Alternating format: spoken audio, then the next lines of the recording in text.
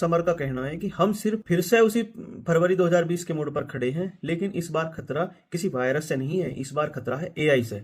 और इस बार ये जो बदलाव आएंगे वो कोविड के कई गुना बड़े और तेज होंगे। एआई कस्टमर सपोर्ट संभाल रहा है, एआई कोडिंग भी कर रहा है, एआई न्यूज भी बना रहा है, एआई स्क्रिप्ट भी लिख रहा है, और हर 6 महीने में एआई खुद को और बेहतर कर ले रहा है। इस एआई रेस में अमेरिका सबसे आगे है। ओपन एआई ले लो, गूगल, ऑर्थोपिक जैसी कंपनियां हर साल अरबों डॉलर रिसर्च में खर्च कर रही हैं। दूसरी तरफ चाइना है। चाइना ने डीप सीक, सीडेंस और पावरफुल एआई मोड्स बनाए हैं। चाइना हर साल अपने जीडीपी का लगभग 2.7% रिसर्च पर खर्च करता है, और इंडिया सिर्फ 0.65% खर्च करता है रिसर्च पर। यही सबसे बड़ा अंतर है।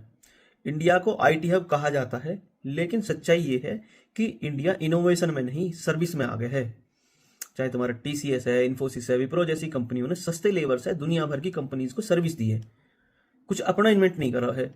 लेकिन रिसर्च और इन्वेंशन में इनका इन्वेस्टमेंट बहुत कम है। आज भी आईटी सेक्टर में लाखों जॉब रिपीटेटिव टास्क पर बेस्ड है, और यही जॉब सबसे पहले एआई के खतरे में है।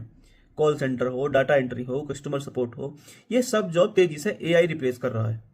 जोमेटो की 80% कस्टमर क्वेरीज एआई हैंडल करता है। फोन पे में 60% सपोर्ट वर्क एआई संभाल रहा है। एक्सपर्ट का मानना है कि आने वाले समय में बीपीओ सेक्टर की इनकम 30 से 50% तक गिर जाएगी।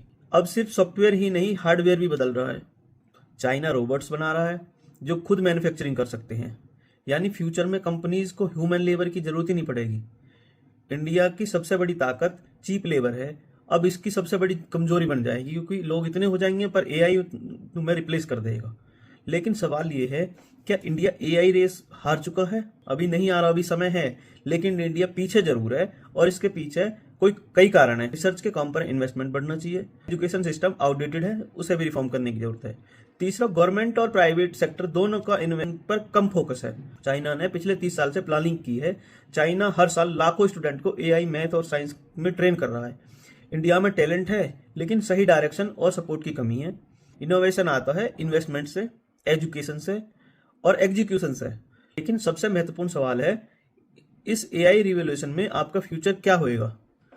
सच्चाई यह है कि एआई जॉब्स खत्म भी करेगा और नई जॉब्स क्रिएट भी करेगा। इसलिए फ्यूचर का सबसे बड़ा स्किल है एआई को यूज करना सीखना। आपको रिप्लेस नहीं करेगा, लेकिन वो व्यक्ति जरूर करेगा जो एआई यूज करना जानता है।